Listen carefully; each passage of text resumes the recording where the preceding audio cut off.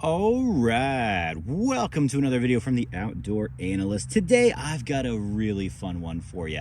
I have been really excited to do a review of this knife for, well, quite a while, honestly. I thought I would have actually got one of these in my hands a long time ago. What are we talking about? We are talking about the Knafs Large Lulu.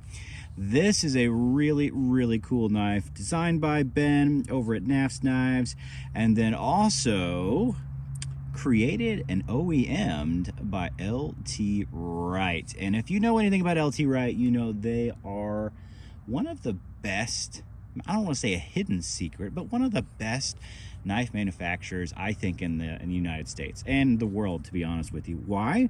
Because they freaking provide very precise quality control on almost all their knives. They are handmade. You can call them production, but they're all pretty much semi-custom. And because they're semi-custom, most of the companies in the United States don't do a great job with that. But LT Wright does. They literally give you the same exact knife over and over and over again with really good quality control. So as soon as I heard that Knafs was the Large Lulu was being produced by LT Wright, I wanted one right off the bat. And as soon as they launched, they were sold out before I got a chance to get one. So I actually just reached out to Knafs and said, hey, would you mind sending me one so I could check out? And they did. I'm sending this back to them when I'm done, and I have no rules, regulations, or nothing. What does that mean? I could literally say I hate this knife with all my heart, and they are totally fine with it, which is awesome. I knew because this is an LT Wright, I would not hate it, but I might not like the design. But when I got it in hand, the first thing I thought with this was, man, I want to field dress something. That's really where my mind went. It has an incredibly ergonomic handle for just, you know, field dressing a deer. I'm not gonna lie, that's really where this handle, it just absolutely feels incredible. It also, yeah, it's pretty darn good in the hammer grip. So what am I really talking about here? We are talking about, let's get into the specs of this thing. This is about an 8.5-inch knife with just about a 4-inch blade, 0.14 thick on the stock, and a 4.5-inch handle. So what does that really kind of come down to? For me, you're right in the world of an awesome kind of camp, field dressing, and, well, you know, maybe bushcraft knife, kind of depending on how it goes. I have really had a blast with this. Yes, you have the LT Wright insane sharp spine on there. You can definitely, you know, throw sparks off of fire steel. Really, I think it's more useful to use just getting fluff off some wood, so you can get your fire started a little bit faster. Everything is super wet over here. It's been snowing and raining and tornadoing all around. You know, welcome to the Midwest. that's where we're at. So everything's pretty wet over here right now. But still, we have all the leaf falling around. I'm not gonna start a fire out here today. Even though I brought my little stove, it's too crazy out here on the property to do that safely. We have a lot of fire pits out here on the property. Well, okay, a lot. We've got 2 big ones that we can have family over and do stuff.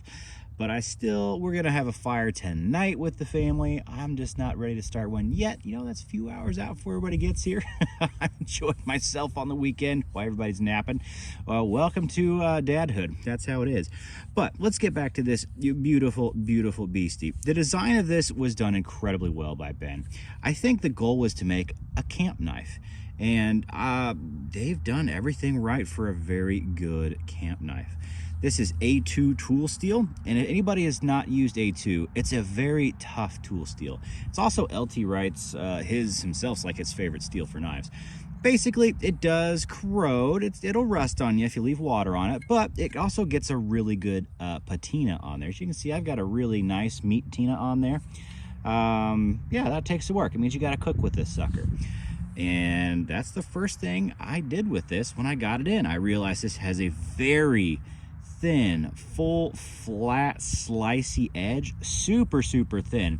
You'd almost think this was a convex, but nope, it's a full flat with the, you know, secondary bevel down there, which is totally fine.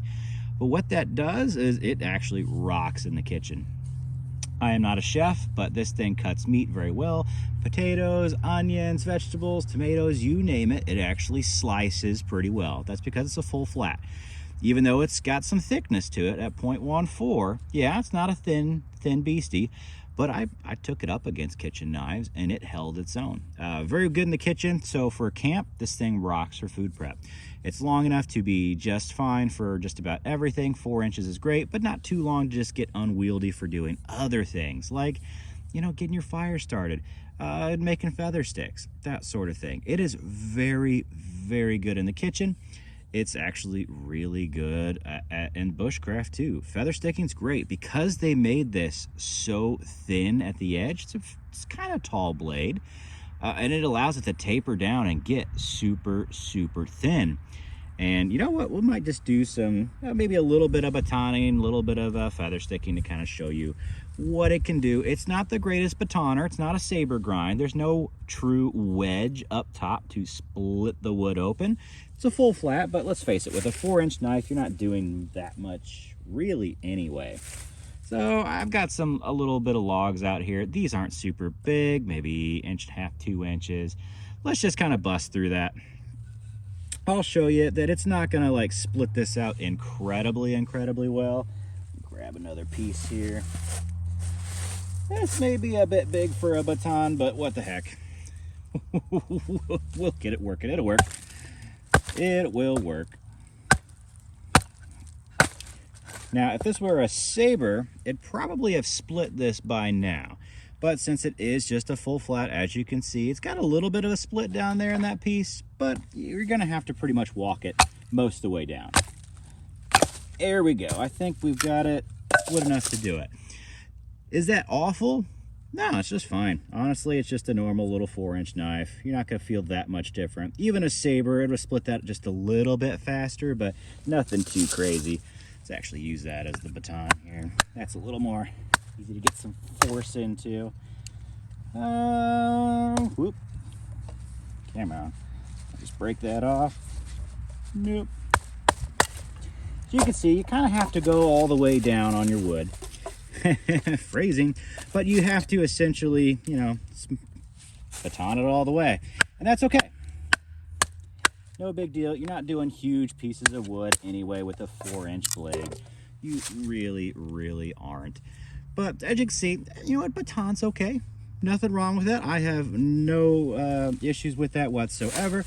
This is kind of stringy stuff too. You can see that's actually moisture in there. Everything's wet. It just, welcome to the Midwest. But look at that. Look how effortlessly this thing just feathers. This is a full flat, and I'll be honest, it feels very much like a convex because of how thin that edge is. And they're allowed to do that with A2, get that thin, because A2 is very tough. It has really good edge stability. It's honestly really good for chopping knives, to be completely honest with you. That's where one of my favorite steels for choppers is A2. It's easy to hone back up. It holds an okay edge for edge retention, and it's very tough. Am I the greatest feather sticker in the world? No, but was that just easy as cake to do? It was so easy. Comfort wise, this handle is very ergonomic. I have large XL size hands, and it actually molds very well to your hand. I like that they did not bird beak the back end very much, so you're not like trapped inside the handle, or it's not pushing you up. It's just got a very nice curve to it. A little bit of contouring, so it feels like a little fat in the middle, gets thinner on the back end, a little bit thin up front. The way I really do enjoy that. And this thing just, man, it just feathers super well. Yeah, I'm just up top. Nothing's even stabilizing this. And it still just dives right in. Easy to do, just super easy. Look at that, that's insane. I'm holding this and doing that. That's ridiculous. All right, what about fluffing? Can we get some fluff on this thing? Yeah, I think we can. That spine, oh, it just dives right in.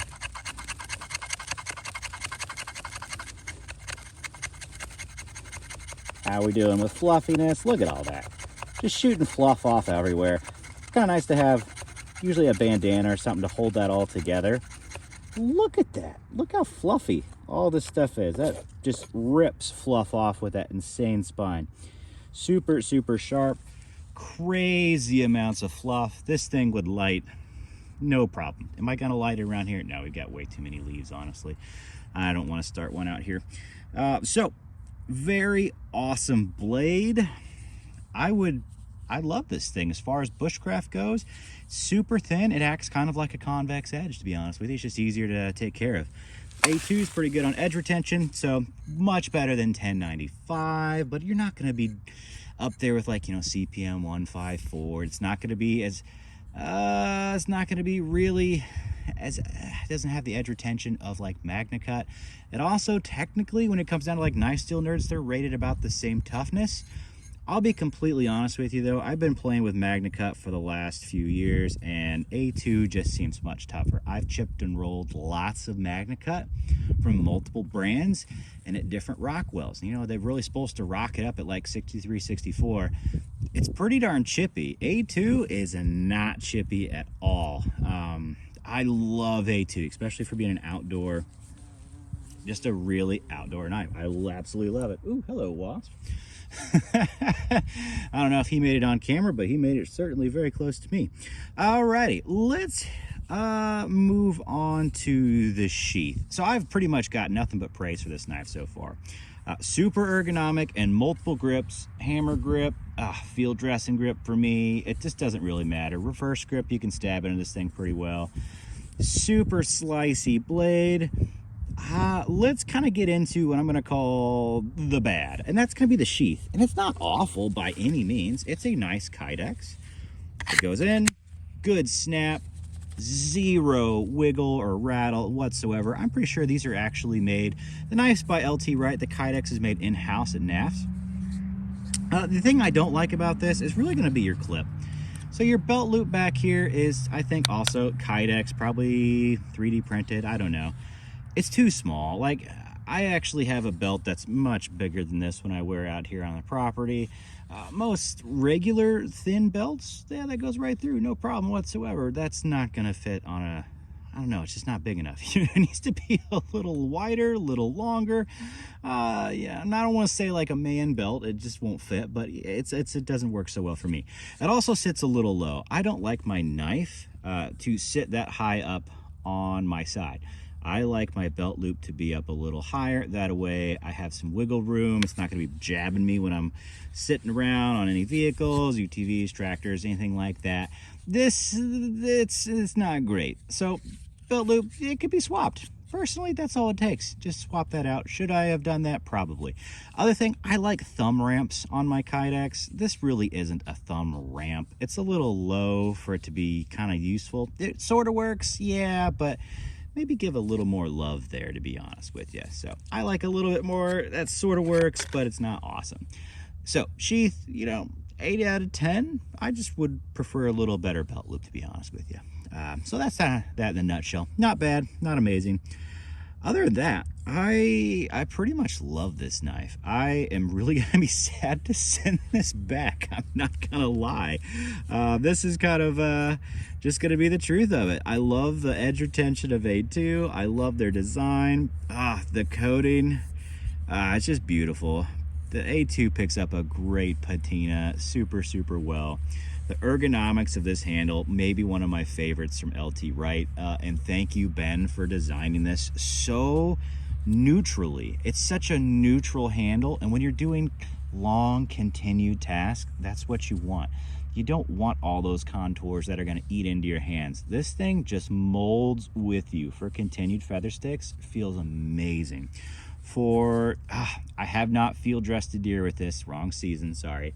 But I know this would absolutely be phenomenal for it. It just fits everything perfectly. Somebody would probably say they would like less of a sharp spine all the way up here. Truth is, that's true. I usually have rubber gloves on, and that would eat up my rubber gloves as I'm zipping through Bambi. That is kind of a negative. Most people aren't going to field dress with this knife. This is probably just a regular camp knife for anybody in the Moon crew. Yeah, this is a great camp knife. So anybody else, I highly recommend this. This is probably one of the best things I've seen come out of LT Wright. And trust me, I'm a huge fan of the Genesis, the GNS, just about, I have a Frontier first. I pretty much carry every other day, honestly. That's how much I love LT Wright. And this may be the best thing that's almost come out of their factory. This is so good. Ben, way to design a wicked knife. I'm sorry to send this one back to you. But this is amazing. Good job. Great choice of the steel. A2 is amazing. It's easy to take care of. And man, just loving how thin you got this edge. Just such a perfect choice for such a thin edge. It just holds up so well. Somebody could have said, why didn't you make it in CPM 3V? Because this is easier to take care of, to be completely honest with you. And I think a lot of people that pick this knife up specifically aren't going to be the biggest knife people. So when they're sharpening, this is way easier to sharpen back up than CPM 3V. Just drop this sucker. It's just so much easier on the maintenance side. And the micarta handles, I think these are G10 scales in maroon. Oh, beautiful. Just beautiful. Brass pens. Yeah.